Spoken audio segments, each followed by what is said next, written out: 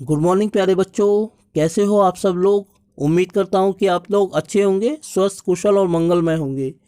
बच्चों, आज की यह वीडियो आप लोगों के लिए है और यह वर्कशीट के बारे में है। यह वर्कशीट आप लोगों को 18 दिसंबर 2020 को यानी कि आज शुक्रवार के दिन अपने विद्यालय से प्राप्त होगी। इसमें हमारे अतीत पाठ्य पुस्तक के मुगल साम्राज्य वाले अध्याय के बारे में जानकारी दी गई है। तो पहले हम देखेंगे कि मुगल साम्राज्य के बारे में इसमें क्या जानकारी दी गई है और उसके बाद इसमें जो प्रश्न दिए गए हैं उनको हम लोग हल करेंगे।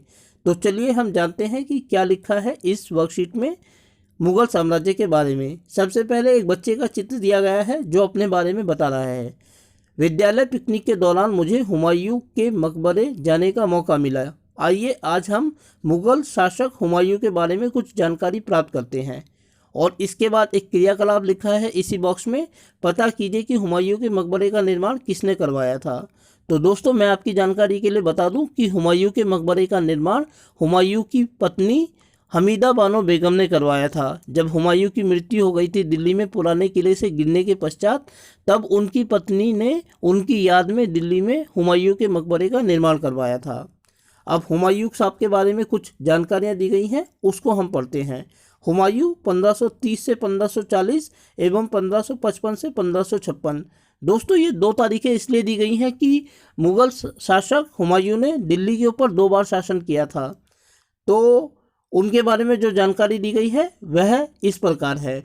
मुगल उत्तराधिकार के नियम में विश्वास नहीं करते थे, जिसमें ज्येष्ठ पुत्र अपने पिता के राज्य का उत्तराधिकारी होता था। इसके विपरीत उत्तराधिकार में वे शहदायत की मुगल और तैमूर वंशों की प्रथा को अपनाते थे, जिसमें उत्तराधिकार का विभाजन समस्त पुत्रों में कर दिया जाता था। हुमायूं ने अपने पिता की वसीयत के अनुसार जायदाद का बंटवारा किया, प्रत्येक भाई को एक प्रांत मिला।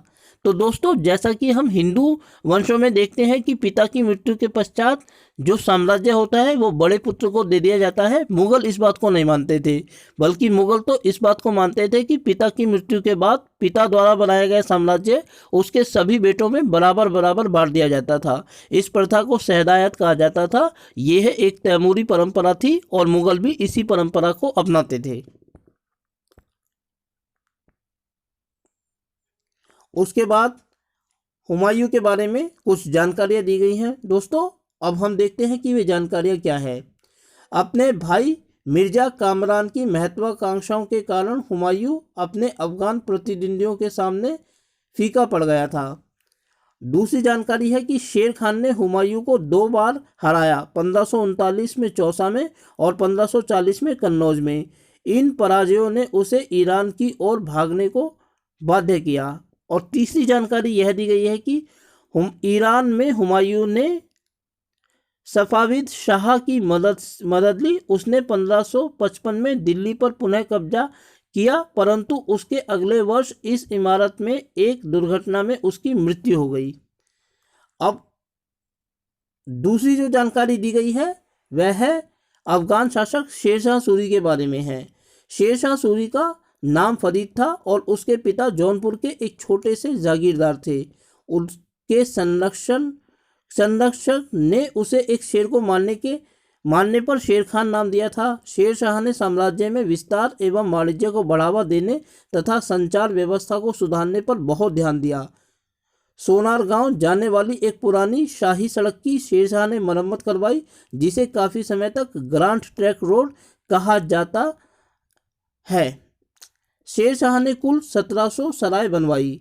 1545 में कालिंजर के किले की घेराबंदी के दौरान दुर्घटनावश एक तोप के फटने के कारण शेर शाह की मृत्यु हो गई। उसके बाद दोस्तों, उसके सामने ही शेर शाह सूरी का एक चित्र दिया गया है और उसके साथ ही एक क्रियाकलाप आपको दिया गया है, क्रियाकलाप 2। और क्रियाकलाप 2 क्या है इसके बारे में हम बात करते हैं। उत्तराधिकार के चयन के लिए मुगल किस परंपरा का प्रयोग करते थे। आज भी राजनीति में उत्तराधिकार के चयन के लिए किस परंपरा का पालन किया जाता है। तो दोस्तों, अभी हमने देखा है कि मुगल उत्तराधिकार के लिए शहदायत परंपरा का इस्तेमाल करते थे, जिसके अंतर्गत पिता द्वारा बनाया गया साम्राज्य उसके समस्त पुत्रों में बांट दिया जाता था। लेकिन आज राजनीति में इस नियम को नहीं अपनाया जाता है, बल्कि यह होता है कि अगर कोई क्षेत्र पर शासन करने वाला शासक की मृत्यु हो जाती है तो जनता द्वारा वोट देकर नए शासक को चुना जाता है और इसके लिए चुनाव कराए जाते हैं।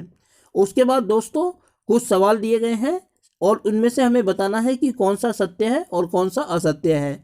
3 बिंदु हैं, इनके बारे में हम देखते हैं। पहला है कि चौसा के युद्ध में हुमायूं ने शेरशाह सूरी को हराया।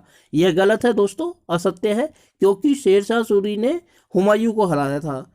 और दूसरा है कि कालिंजर के किले की घेराबंदी के दौरान हुमायूं की मृत्यु हुई थी। यह भी गलत है, क्योंकि कालिंजर के किले को घेरने के दौरान शेरशाह सूरी की मृत्यु हुई थी। और तीसरा, हुमायूं के पिता का नाम बाबर था। यह सत्य है, क्योंकि हुमायूं के पिता का नाम बाबर था और बाबर के बाद हुमायूं को ही सत्ता प्राप्त हुई थी।